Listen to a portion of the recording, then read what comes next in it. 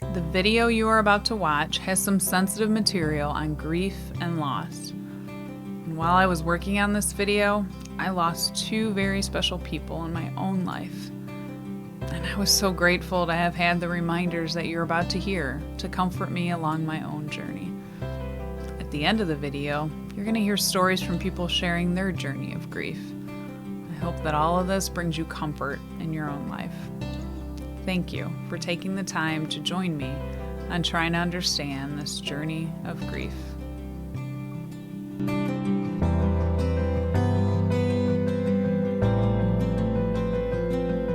Life is a great teacher, but sometimes it gives us lessons we just aren't ready to learn. That's why we all need to know that it's okay not to be okay. Grief is an emotion that sneaks up on all of us and catches us off guard, because nothing can prepare us for grief's arrival, which is why so many try to escape or avoid the pain that grief brings into our lives, because it hurts. It hurts to let go of something or someone that you loved, but the amount of hurt you feel demonstrates how significant that relationship was in your life. And that's why the grieving process brings about so many different emotions as we try to respond to the loss. We can have feelings of denial and shock, as well as feelings of anger and disbelief.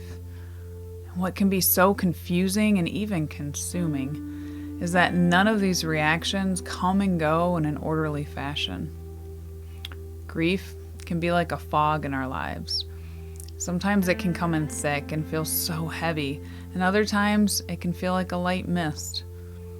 I've even heard it said that it's like carrying around a rock in your pocket. Sometimes it has sharp edges that hit us and cause pain, and other times it's smooth, but we just know that it's there. It doesn't ever really leave us, but it changes over time. And the time frame needed to process all of this is different for everyone. Some say that it often takes people 18 to 24 months before they really begin to heal from a great loss. So it's not a quest that we conquer, but rather more of a journey that we walk. And this journey can often make others feel uncomfortable, because it's hard to see someone hurting, and watching someone in pain can often trigger some of our own memories of struggling with grief. So you may find that others try to rush you along and want you to move on so that they can get past their own discomfort. Sometimes people even treat grief like a checklist, thinking that once they check everything off the list, things will be better. But don't be afraid to walk your own path and allow your journey to be what it is. Be kind with yourself and others, and acknowledge your feelings and fears as they rise up. Be careful that you're not trying to live up to some unrealistic expectations that you may have put on yourself or been given by others, often leaving you to believe that there's something wrong with you, or that you should have just bounced right back by now. What we need to understand is that a great loss affects all parts of ourselves. It affects us psychologically, physically, mentally, emotionally, and spiritually. Because again, grief is the evidence of how significant the relationship was in your life. For myself, when I lost someone that meant so much to me, someone that was so intricately woven into my day-to-day life, it felt like I got hit in the stomach and it took my breath away. And as I stopped to process and reflect on this dark valley that I suddenly found myself in, I realized that I had overwhelming fear that I may never feel that same love, acceptance, and joy that relationship brought to my life.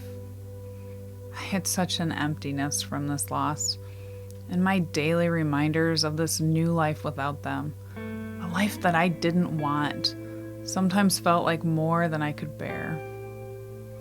For the first time, I could really understand why someone would do all that they could to escape this pain.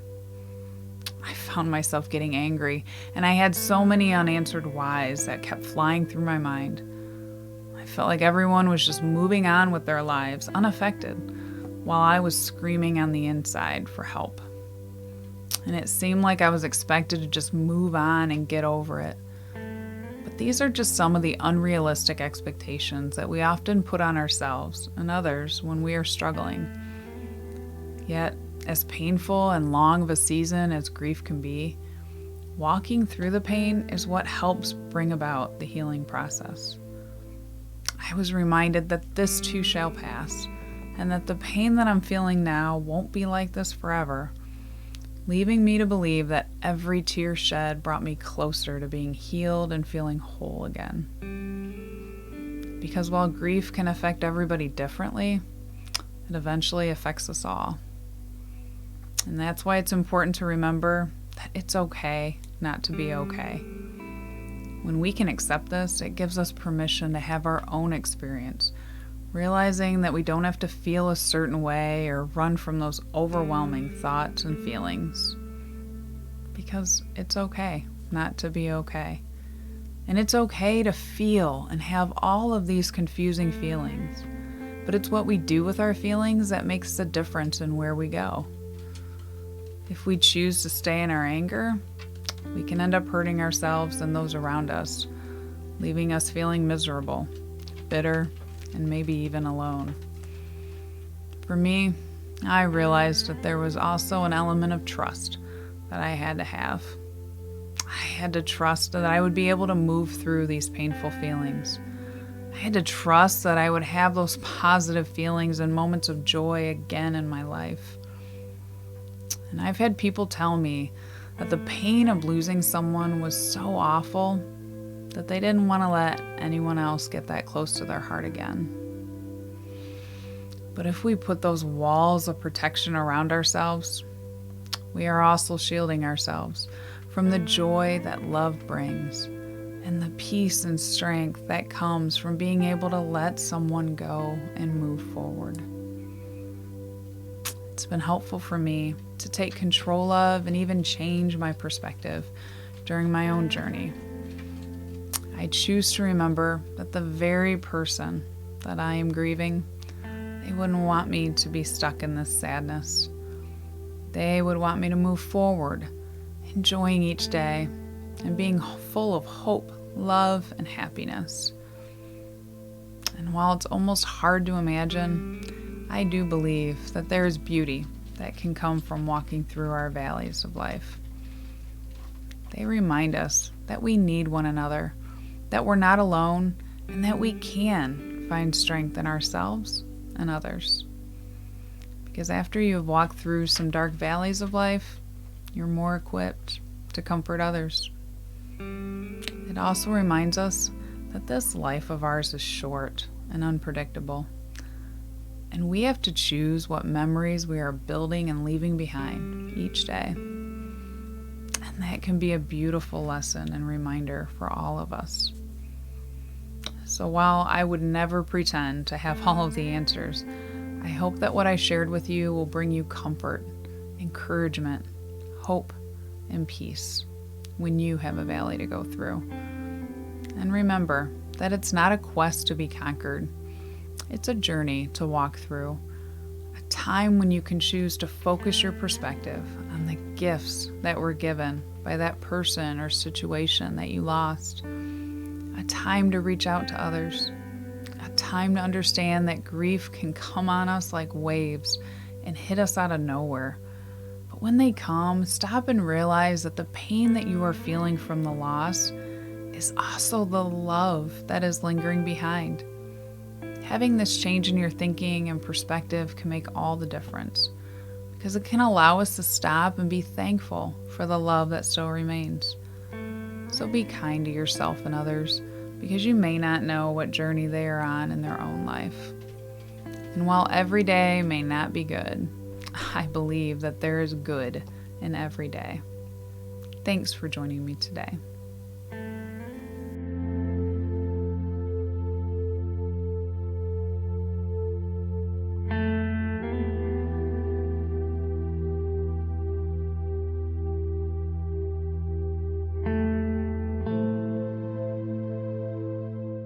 My name is Kevin Ringer. I am a youth-led prevention coordinator here at Recovery Resources in Cleveland, Ohio.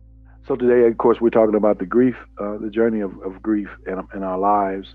I have definitely had a lot of grief that has occurred in my life regarding the loss of loved ones or the loss of friends or the loss of students.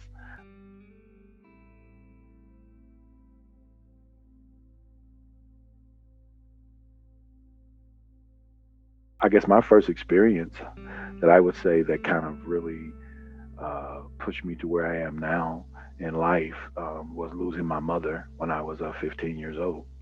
And in losing her, that kind of helped me um, learn how to internalize coping, coping with the loss of someone, um, being going through that process of not having anyone there.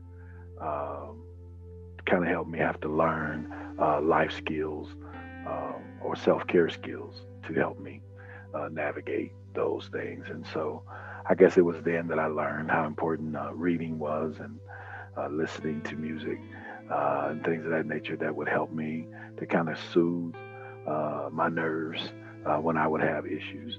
So losing my mother was a very key struggle. It was a key struggle that I had to learn how to navigate. And the reason is because I was the youngest of six, and I was the last one at home when mom passed. And my dad was a pastor, is a pastor, but was a pastor, and he was busy with the ministry as well as trying to do for my mother. And so I kind of felt by myself in a lot of areas. And so even though I had siblings, they were all in their lives doing their things, and I was kind of left in that place of I felt at that time abandonment.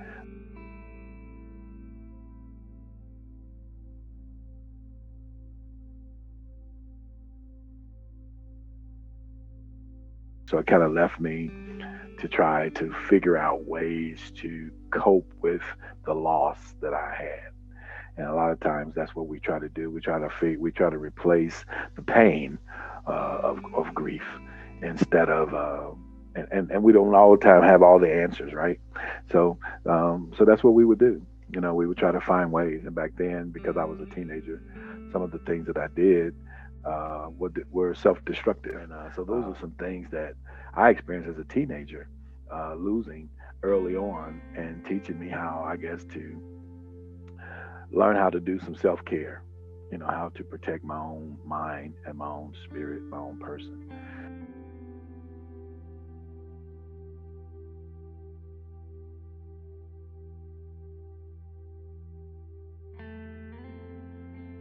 When you lose someone close, you know, what's next for you? You know, so fear was a very big word that grabbed me. And so when you lose someone, what's next? How do you deal with that? You know, and that fear of am I next? You know, I remember a few years ago saying to my brothers and sisters, well, and I guess when you grow, when you're impacted or traumatized by early death, it kind of stays with you, you know. And so I remember saying to my brothers and sisters a few years ago, well, you know, dad and his brothers and sisters, his siblings are all dying and they're dying off, and there's only one or two left, and we're on deck, you know. And I think that was my way of trying to cope with loss, you know, to try to rationalize it and justify it and say, well, it happens to everybody, you know. But is that really coping? Is that really dealing? Or is that you just trying to pass through that moment? Um, so, having lost several people, having lost different people, that journey, uh, when you experience it a lot, I know when I deal with a lot of youth, um, some of the things that they become numb to it, you know, and it's almost like cold, not wanting to deal with the emotion or the feeling of loss, and that's really not healthy because whatever you're going through, especially dealing in our mental health, whatever you're experiencing is a byproduct of something else, right? And so you got to deal with it.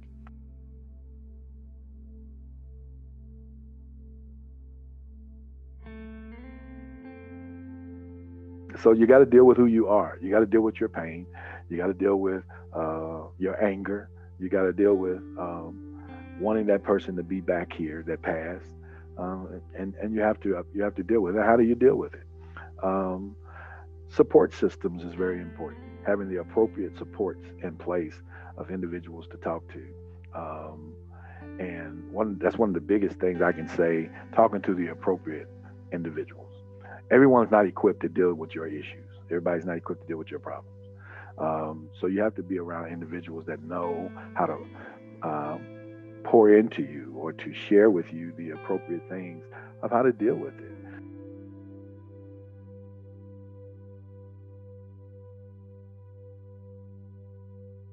In going through the death of my brother here a few months back, one of the things that a therapist said to me, uh, uh, who I work with, was, Kevin, you got to stay in the moment. Stay in the moment. No, if you want to cry, cry. Want to laugh, laugh. If you want to be angry, be angry. But whatever you do, stay in the moment.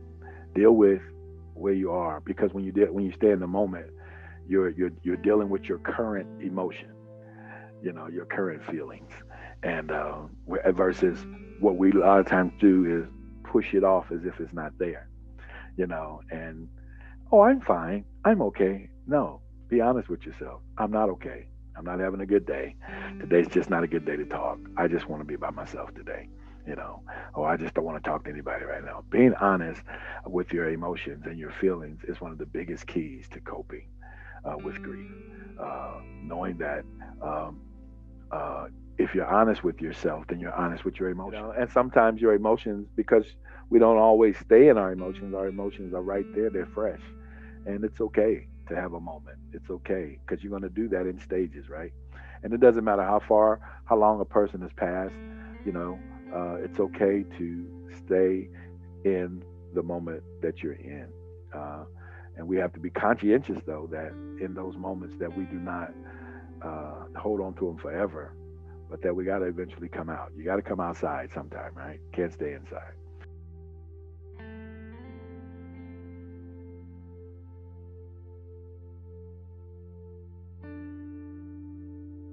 So one of the things I want you guys to know when it comes to the grief journey is um, it's your loss. You love that individual. That individual was special to you. That person meant something to you. Um, and there's times that you have to process it and be able to go through the process of realizing, yeah, it happened. That person's no longer here, but they live with me forever, you know. And as hard as that may sound, it really is true. They live with you forever, And you have memories. I have memories. I have videos. I have all kind of things I can go back to and say, "Wow, that was funny. That was cool. That was a nice time." I really want to encourage you to laugh and take time to laugh about life and about, because life is one thing my brother always said to us: life is for living, and you got to live your best life. Appreciate people while they're here. Take the time to appreciate what they are to you.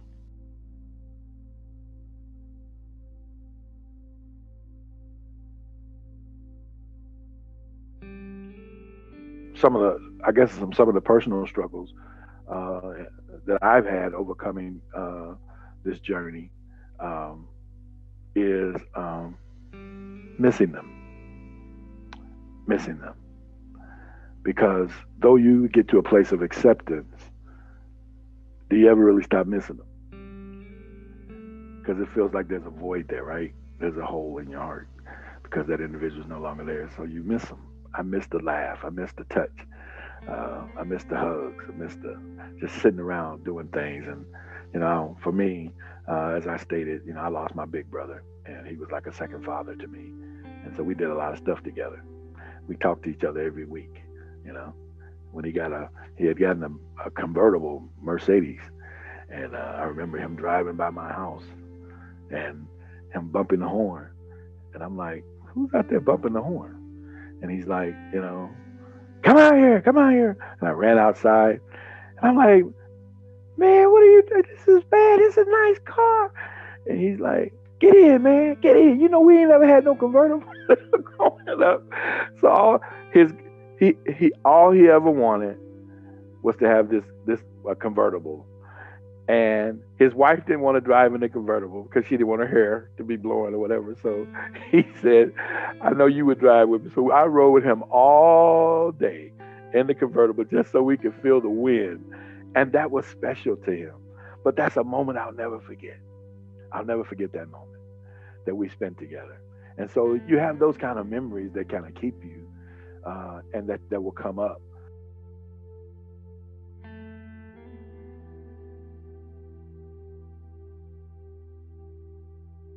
Those are things that I treasure. You know, many times of laughter. I got stories for days. You know, and when we come together as with my family, I talk about it. Or sometimes I just call it my sibling. I'm blessed to have a lot of siblings. So one in particular that lives in California, my sister. I talk to her quite often, and we're able to kind of share, cry, get it out, laugh.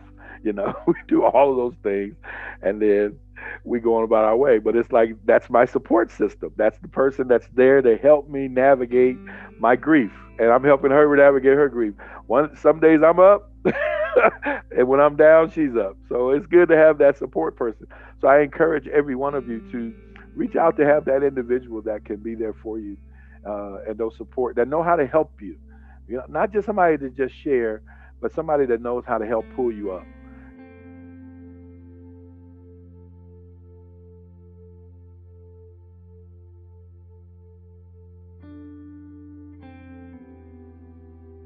So some of the things that people have done to help me was um, allow me to have my moment. They did not try to force me into feeling, because a lot of times people, because they don't know how to deal with grief, they try to force you to, oh, it'll be okay. God loves them. They're in heaven. You know, they're doing this, and it's like, dude, that's not what I want to hear right now. You know what I'm saying? I won't let me be in my moment. Just get away from me. So, you know, everybody doesn't know how to say the appropriate things in the appropriate time. And if there is an appropriate thing to say, you know, it's just sometimes just it's okay. Sometimes it's just here. I just I needed a hug. You know what I'm saying? So, so other times it's just encouragement. Other times it's just somebody sending you a song, sending you something that encourages you. So, think those are things that have helped me. I've had people that have really been very nice. They've prayed for me. They've counseled me and encouraged me. And some people didn't say nothing. They were just there. And just being there means the world. Just knowing you got somebody that's right there as an anchor, you know, to help you. And so those are things that help me.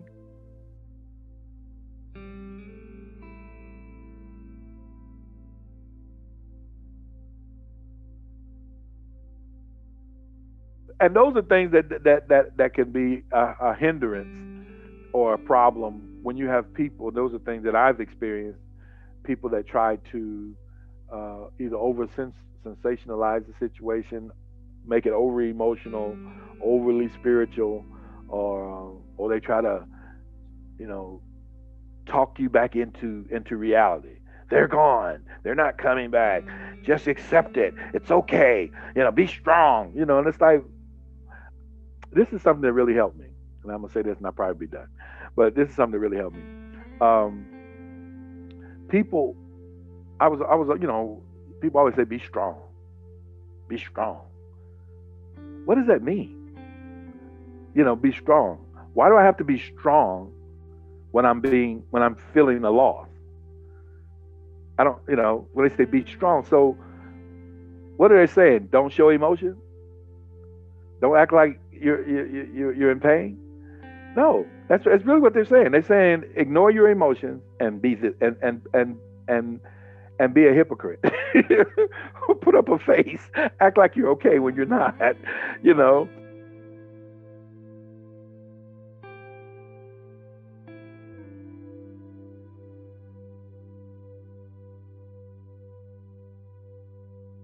One thing a mentor of mine shared with me that really helped me, and he said, you know, no one can tell you how to express yourself. You express yourself the way you know, the way you know how. But in that, we teach people a lot of times. There's somebody always watching us, and you're teaching people how to grieve. You're teaching someone else how to go through stuff. And I used to think you couldn't laugh at a funeral. You know, you couldn't laugh because everything was so serious. You know, everything was so, you know. And as I start living and being around, it's okay to laugh. It's okay to laugh about something that our loved one shared or did. You know, it's okay. And so, laughing is food for the soul. It's cool. And so, but the one thing that was shared with me: don't allow anyone to dictate your emotion and tell you how to feel.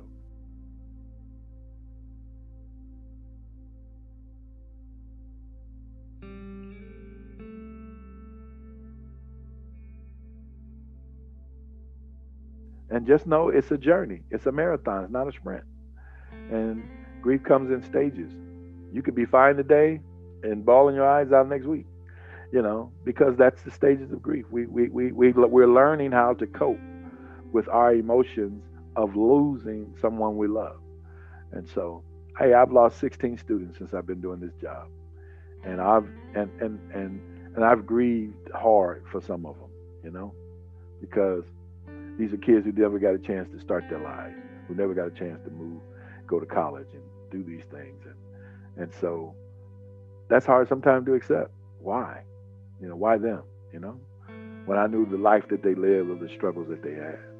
But we have to accept it and come to a place of understanding that, you know, these things do happen and we have to be able to kind of amend to whatever's going on. So I hope I said something helpful. I feel like I was all over the place. But you guys just know this too will pass and there's a brighter day that will come.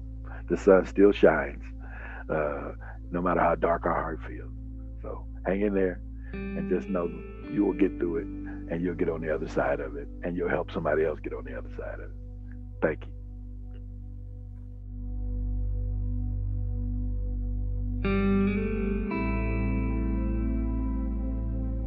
I'm Jamie Blazevich, and I'm actually a mom of four. Two of my children have gone to heaven, and two are in my household and just bringing me joy. All four of my kids bring me joy. I couldn't say that 17 years ago, but my walk of grief has been definitely a journey. My story starts when my husband and I decided to start having a family. And we were overjoyed when we found out that we were pregnant with twins. And we found out that they were two boys. And so we were so thrilled to be able to bring two babies into this world. And at 26 weeks, I started to have extreme back pain. And my back pain, I just contributed to having two babies growing inside of me. That lasted for about 24 hours. And after that, I called my husband, who happened to already be at work. And I called my mom and I said, Mom, I can't do this anymore. I need to go to the hospital. We arrived at the hospital and they said, oh, you're good. You're not, you're not in labor at this time. You're just having severe back pain.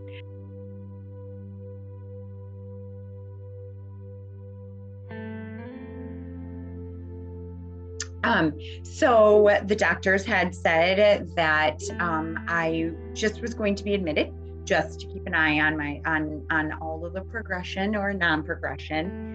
And within 2 hours, I had gone from not having any labor, contractions or pain, to full-on labor. And there was no chance of stopping that. They tried everything. And so here we were at 26 weeks having 2 baby boys delivered into the world. They were rushed. They were laid on my chest, and then they were rushed right into the NICU, where they were hooked up to everything. And so we were able to keep them alive for 2 days. And the doctors finally came in and said, I just wanted to let you know that your brain, or your boys, have a brain bleed. And on a grade of 1 to 4, 4 being the worst, their brain bleed was at 4. So we had a decision to make. And my husband and I, being faithful, we said, if these boys are meant to be ours, then they're going to be ours. But if they are not going to be able to run and play, then we do not want them to have a life that is going to be quantitative instead of a quality life. And so we then decided that we were going to take them off of all life support.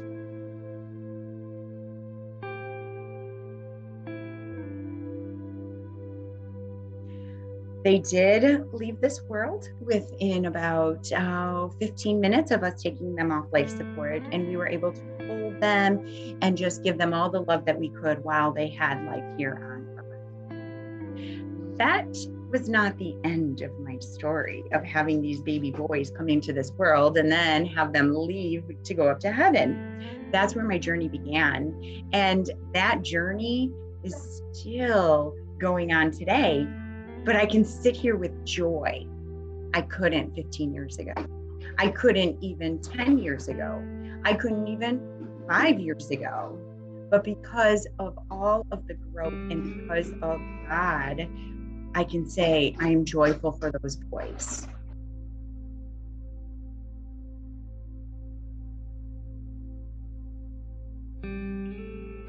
So anybody that is going through grief right now, there's no time frame.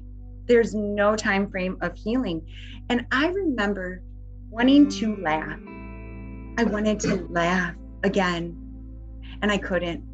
I felt after those couple days, after those months of coming home from the hospital without my 2 babies, I wanted to laugh again, and I couldn't.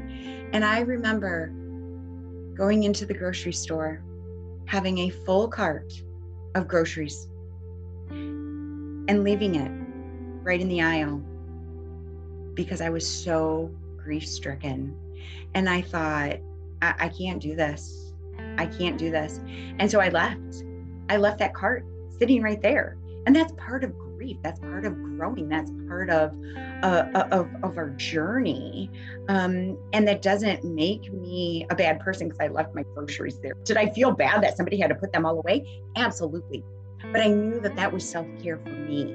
I knew I needed to get out of that store. And as soon as I hit that car, I busted into tears. And I felt that agonizing pain that I had because I wanted those babies in my arms. I wanted to be putting them into the cart that I just left, and I couldn't. So not only was I was sad, but now I'm mad. And I remember asking my pastor, can I be mad at God? Can I be mad at God for taking away these babies? And he said, yes. He said, absolutely. But you can't stay there. You can't stay there. I remember those words so clearly.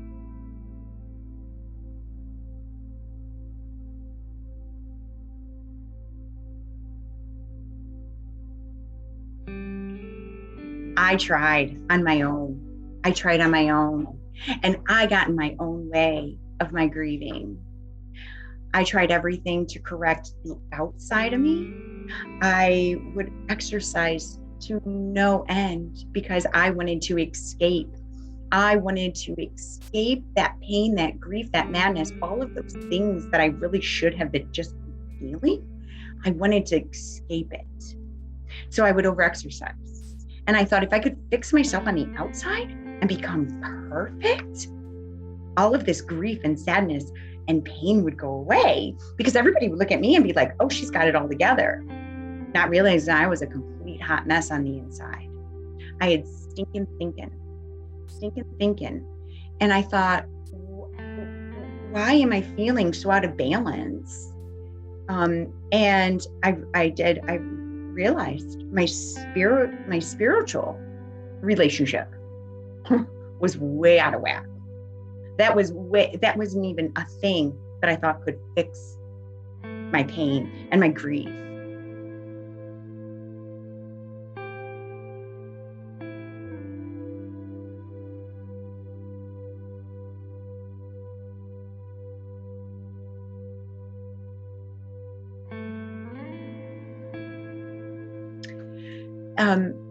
One of the most helpful things, it came from my husband, and he was grieving too. He had just lost 2 babies. And there were so many times when he would just come up to me and say,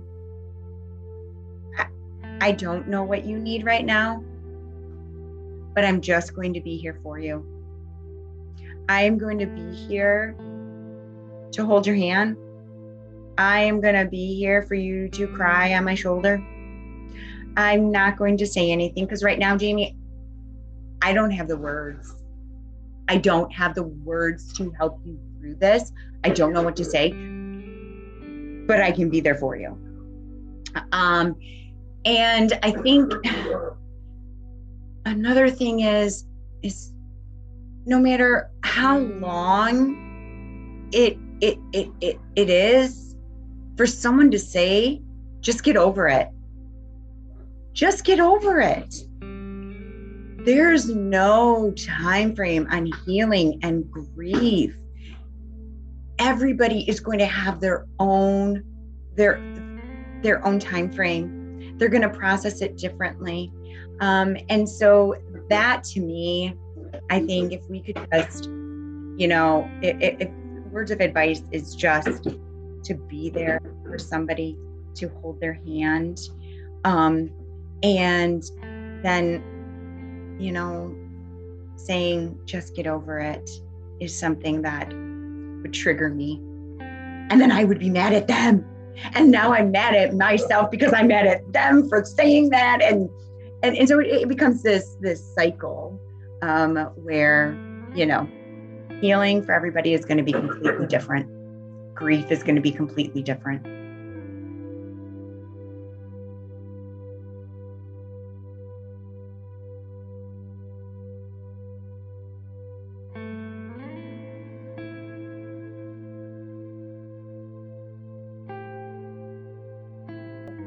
So just because my spirituality was growing didn't mean it became an easier journey. I had to feel the feels. I had to stop. I had to drop into my body and I had to feel. And those feelings, they stink. They really, they hurt. But what hurts more? Staying in that grief-stricken pain where everything on the inside was not aligning with the outside. I realized that wasn't worth it to me anymore. So I would sit when I would feel that agony and that pain and that grief. 15 years later, I would still sit there and I would sit and I would feel. And there were days when all I had to do was just breathe. And I thought, I can get through this one moment. Okay, I got through a minute. Okay, great. Now I can get through 15 minutes. Okay, 15 minutes hurt, but you know what? I feel better. I feel better. And as soon as I started to clean out the junk that was inside of me, because I started to feel all of that stuff, I would cry when I needed to cry. And I would laugh when I needed to laugh. And I would just be mad if I wanted to be mad. But I wouldn't take it out on anybody because hurting people hurt people.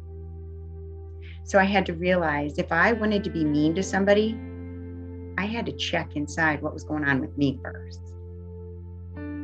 So my healing is still an ongoing process. And I can take those feelings that I used to feel, and now I give them over to God. And now I can say, how do you want to use these? How do you want to use these? And now I don't have any of those grief-stricken feelings anymore that I used to have. because I let him in. I let him heal me. So that's the thing. If you're going through grief, go through it. Go through it, plow through it, feel those feelings, be mad, be sad, be angry, because feeling it is the only way to get through it, to become whole again.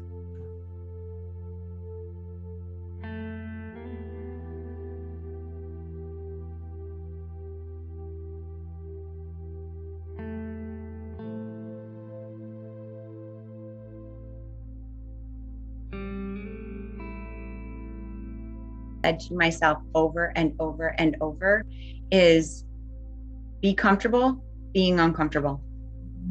Just start to recognize, because I always tell my kids now, I said, feel the feels. Feel the feels. If something is funny, we laugh and we don't think a thing about it. That's natural. But if something is sad, especially, men don't cry. Men should not cry. Yeah, they should. That's how we release the energy inside of us.